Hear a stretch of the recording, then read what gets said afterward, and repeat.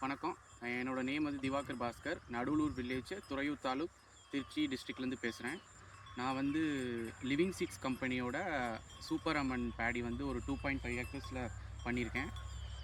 இதோட டியூரேஷன் பார்த்தீங்கன்னா 135 days. October 22 அன்னைக்கு நாற்று விட்டு நவம்பர் 17th டிரான்ஸ்பிளான்ட் பண்ணோம். 24 to 25 டேஸில் டிரான்ஸ்பிளான்ட் பண்ணோம். ஸ்டார்டிங்கில் நிறையா ரெயின் இருந்ததுனால கொஞ்சம் ஸ்லோவாக இருந்தது.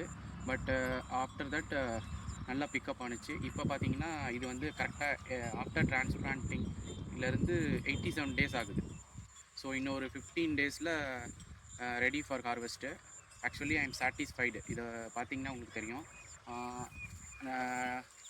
நம்பர் ஆஃப் எஃபெக்டிவ் டில்லர்ஸ் வந்து ஆல்மோஸ்ட் 12 to 17 இருக்குது. ஸோ ஒரு கதிர்லையும் 300 to 500 கிரைன்ஸ் இருக்குது. எல்லா டில்லர்ஸ்லையும் கிரைன்ஸ் வருது. ஸோ இதுதான் இதோட குட் திங். பிபிடி அதோடலாம் கம்பேர் பண்ணிங்கன்னா பிபிடியில் டில்லர்ஸ் அதிகமாக இருக்குது, பட் எல்லாத்துலேயும் ப்ரொடக்டிவாக கிரைன்ஸ் வர்றதில்லை. ஸோ அது one of the drawback in BPT 5204. இந்த வெரைட்டி வந்து லாஸ்ட் இயர் ட்ரை பண்ணேன், பட் லாஸ்ட் இயர் எஃபெக்டிவாக பண்ண முடியல. டிரான்ஸ்பிளான்டிங் பண்ணும்பொழுது 35 to 40 டேஸ் ஆகிட்டு. So transplanting is very important. So before 25 days transplant பண்ணிங்கன்னா இதில் டில்லர்ஸ் நல்லா கிடைக்கும். அதுலேருந்து எல்லாமே ப்ரொடக்டிவ் டில்லர்ஸாக வரும். ப்ரொடக்டிவ் டில்லர்ஸ் மீன்ஸ் எல்லாத்துலேயுமே நெல் கதிர்கள் வரும். ஸோ இது வந்து கரெக்டாக ஒரு 2.5 ஏக்கர்ஸு. இதில் ஒரு ஏக்கருக்கு I am expecting 24 quintals to 26 quintals. So இன்னும் ஒரு 15 டேஸில் இது வந்து ஹார்வெஸ்ட்டுக்கு ரெடி ஆகும். இதில் வந்து என்னென்னா எல்லா டில்லர்ஸ்லேயும் கதிர் வருது. ஸோ அது ஒரு அட்வான்டேஜ். அதே மாதிரி லாஸ்ட் இயர் ட்ரை பண்ணும்போது இது குக்கிங்க்கும் யூஸ் பண்ணோம். நல்லா குக்கிங்க்கும் பெட்டராக இருக்குது. சூப்பர் ஃபைன் வெரைட்டி தான். குக்கிங்க்கும் இட்ஸ் ஆல்சோ.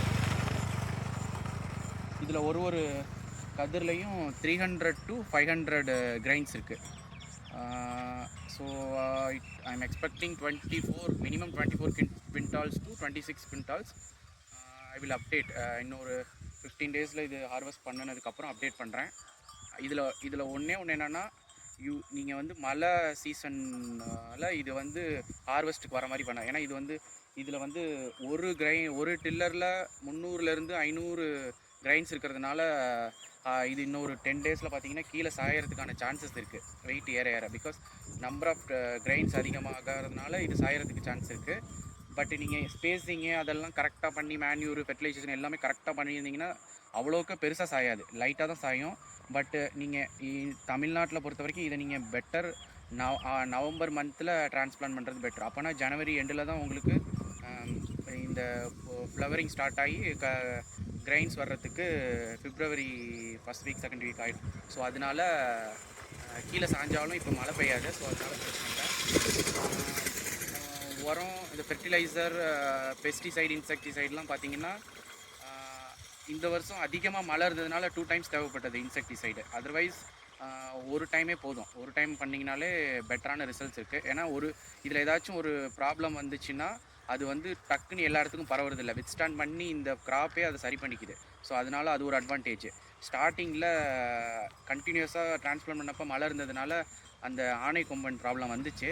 ஸோ அதுக்கு வந்து ஒரு இன்செக்டிசைட் கொடுத்தோம், அது கண்ட்ரோல் ஆகிடுச்சு. அதுக்கப்புறம் இலை சுருட்டு பொருள்லாம் பெருசாக இதில் வரல. மழை கண்டினியூஸாக பெஞ்சாலுமே பெருசாக வரல.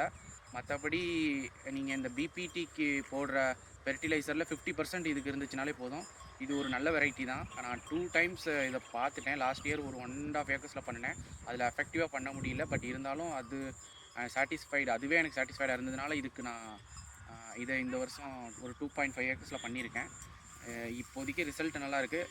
நெக்ஸ்ட்டு 2 வீக்ஸில் ஹார்வெஸ்ட் பண்ணி நான் அப்டேட் பண்ணுறேன். தேங்க்யூ.